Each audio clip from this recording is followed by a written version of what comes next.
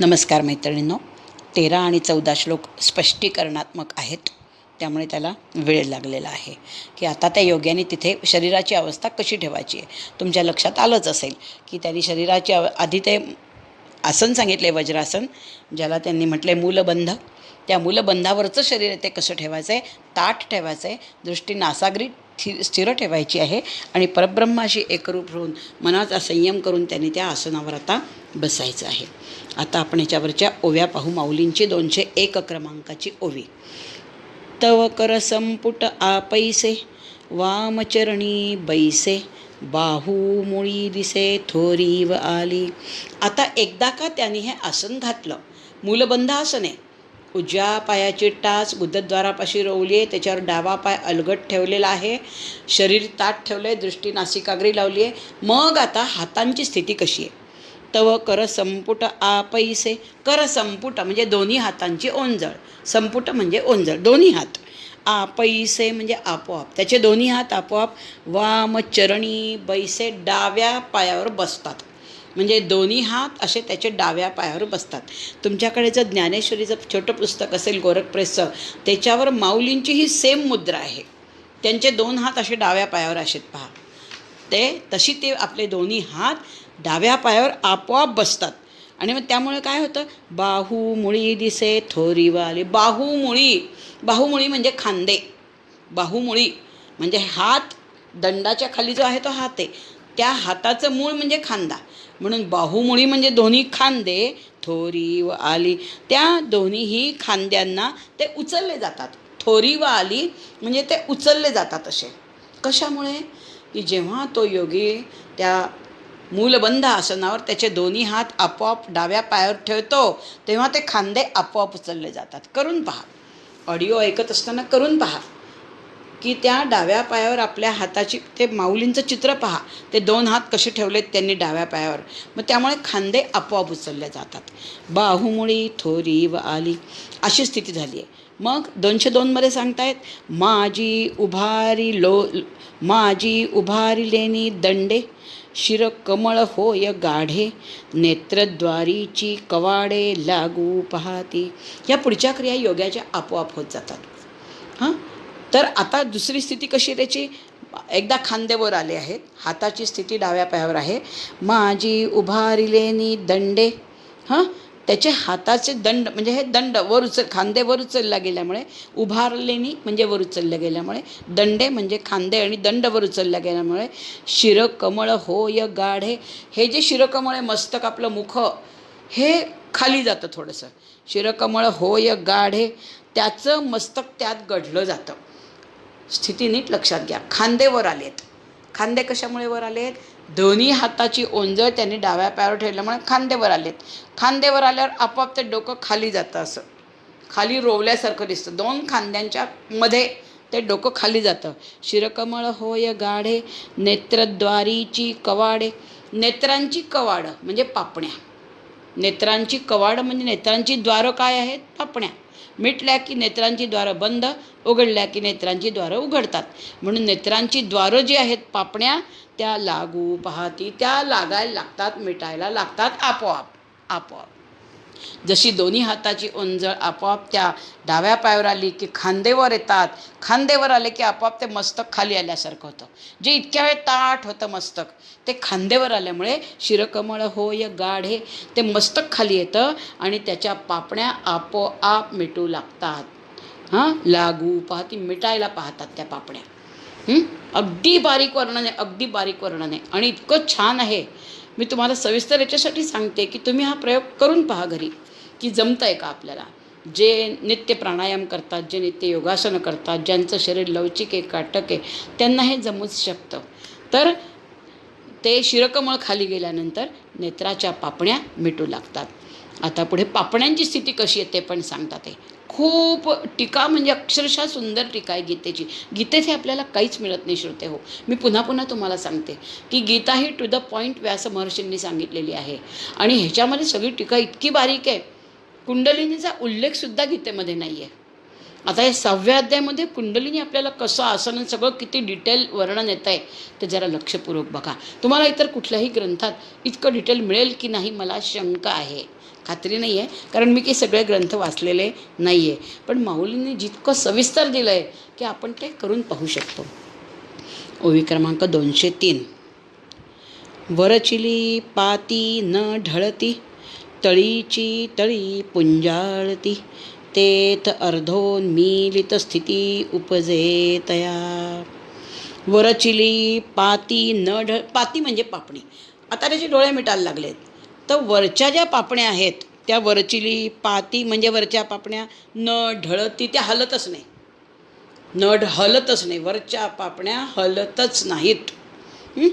तळीची तळी पुंजाळीती, तळीच्या म्हणजे खालच्या, तळीची तळी खालच्या पापण्या खालीच पुंजाळती स्थिर राहतात, पुंजाळीती स्थिर राहतात. म्हणजे नेत्रांची स्थिती कशी आहे, एवढं हा आसन झाल्यानंतर वरच्या पापण्या हलतच नाहीत, त्या तशाच राहतात, आणि खालच्या पापण्या खाली स्थिर राहतात. म्हणजे वरच्या पापण्या वर स्थिर, खालच्या पापण्या खाली स्थिर, अशा त्या राहतात. तेथ अर्धोन्मीलित स्थिती उपजे तया, तिथे मग त्याला अर्धोन्मीलित स्थिती प्राप्त होते.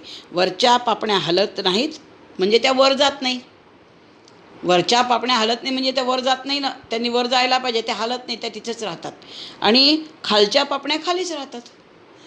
वरच्या पापण्यांनी वर जायला पाहिजे, त्या जात नाही, त्या तिथेच राहतात, आणि खालच्या पापण्या खालीच राहतात. म्हणजे अर्धोन्मिलित स्थिती होते त्यांच्या नेत्रांची.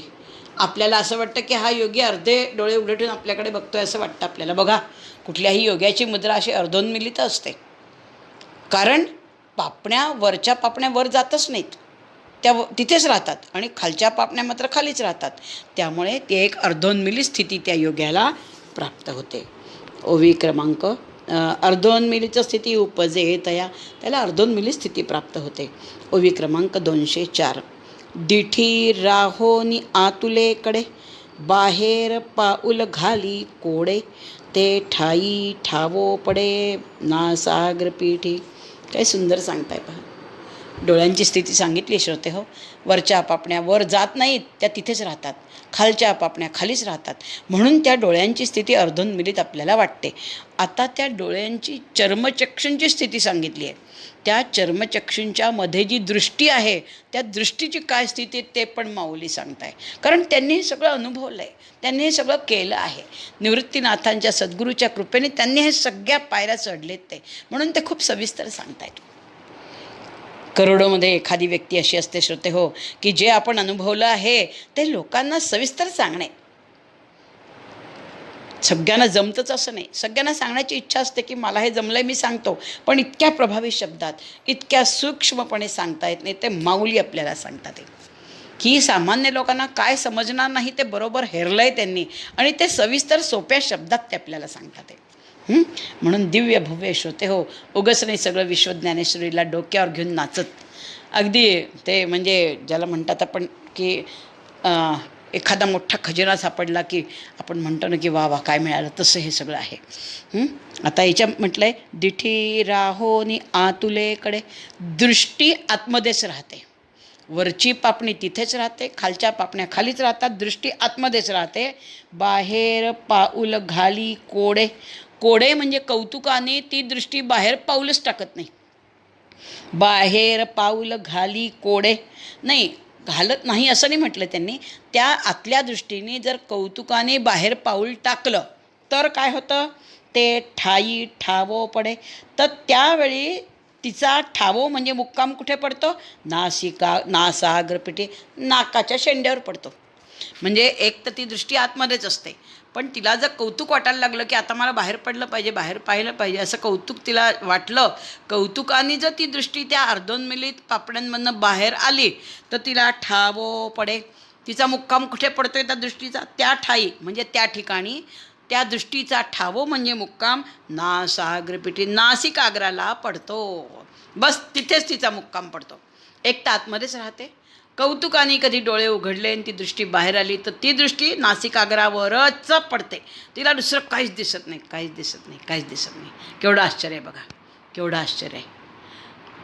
आपल्यासारख्यांनी डोळे मिटून ध्यान धरलं डोळे उघडले की आपल्याला असं होतं की आता मी काय पाहून किती नको. मी कोणाकडे पाहू, मग मी नवऱ्याकडे पाहू का नातवाकडे पाहू का मी सुनेकडे लक्ष देऊ, काय पाहू असं आपल्याला होत असतं. असं आपल्याला होत असतं. पण ह्या योग्याची दृष्टी नासागरी स्थिर राहिलेली असते. अर्थ पुन्हा एकदा पहा, खूप सुंदर आहे हे जे वर्णन आहे ना श्रोते हो, हृदयात साठवून घ्यावं. दिठी राहोनी आतुलेकडे दृष्टी आतमध्ये राहते. कौतुकाने बाहेर पाऊल टाकलं तर ते ठाई म्हणजे त्या ठिकाणी तिचा मुक्काम पडतो नासागरी, नासाच्या टोकाशी. इतर कुठेच ती दृष्टी पाहत नाही. 204. आज मला वाटतं आपण इथे 205 बघू. चला. ऐसे आतच्या आतची रसे बाहेरी मागुते नवचे म्हणोनी राहणे आधिये दिठीचे तेथेची होय. आता काय म्हटलंय? ऐसे आतच्या आतची रसे, अशी दृष्टी आतल्या आतच राहते. रचे म्हणजे राहते. बाहेरी मागुते नवचे, बाहेर येण्याचं ती म्हणतच नाही. न वचे म्हणतच नाही की नंतर बाहेर पडावं असं ती म्हणतच नाही. म्हणून राहणे आधिये दिठीचे तेथेची होय. म्हणून ह्या आणि बाहेर पडली तर म्हणून या दृष्टीचं राहणं नासागरीच होतं. म्हणून राहणे, म्हणून तिला कुठे राहावं लागतं? आधिये दिठीचे, त्या दृष्टीचं त्या आधीच्या ठिकाणी म्हणजे नासागरापाशीच तिला राहावं लागतं. अर्थ पुन्हा एकदा पहा. हाच अर्थ आहे वरच्या ओवीसारखा की ती आतल्या आत असते. बाहेरी मागुते नवचे, बाहेर यायचं म्हणत नाही. आणि आलीच ती बाहेर तर तिचं राहणं, त्या दिठीचं राहणं तेथेची होय, नासागरीच तिचं राहणं होतं. म्हणजे याच्यातनं असं सांगायचं आहे की ती नासागरीच येते, पुन्हा ती इकडे तिकडे फिरत नाही. ओवी क्रमांक 206 पाहू आपण. 204 झाला आहे, 205 पाहू. ऐसे आतच्या आतची राही झाली ओवी. माझं जरा गोंधळ होते. 205 क्रमांकाची ओवी आपण पाहिली आहे. आता 206 क्रमांकाची ओवी एखादी सुटतच नाही आहे ना. 204 झाली दिठी राहोनी आतुलीकडे. 205 झाली ऐसे आतच्या आतची. आता 206 क्रमांकाची ओवी आपण पाहू. आता दिशांची भेटी घ्यावी का रूपाची वाट पहावी हे चाड सरे आगवी आपसया. आता दिशांची भेटी घ्यावी. आता ती दृष्टी जर बाहेर आली तर ती नासागडीच राहावं लागतं. तिला ती तिथेच राहावं लागतं म्हणजे ती तिथेच राहते तिच्या इच्छेने. पण दिशांची भेटी घ्यावी, दशदिशांची भेट घ्यावी. बाबा किती दिवसात दिशा पाहिल्या नाही आहे, सूर्योदय पाहिला नाही, सूर्यास्त पाहिला नाही आहे, मग ऊर्ध्व अधर पाहिलं नाही आहे. मग दिशांची भेटी घ्यावी का रूपाची वाट पाहावी, का कोणाचं रूप पाहावं, कोणा स्त्रीचं सुंदर रूप पाहावं का कोणा एखाद्या पशुपक्ष्यांचं रूप पाहावं, का संत जलाशयाचं रूप पाहावं, का चंद्राचं रूप पाहावं, का चांदण्यांचं रूप पाहावं, का रूप पाहावी रूप वाट पाहावी हे चाड सरे आगवी. ही सगळी इच्छा त्यांची सरलेली असते आपसया, आपोआप. म्हणजे ते दृष्टी ते नासागरीच राहते. पण कधीही त्यांना असं वाटत नाही की आपण कुठल्या तरी दिशेकडे पाहावं का कुठल्या सुंदर रूपाकडे पाहावं. ही त्यांची चाड म्हणजे इच्छा आघवी सरे सगळी संपलेली असते. आणि कशी? आपसया, आपोआप संपलेली असते. आज इथेच थांबू श्रोते हो. इत्यालम.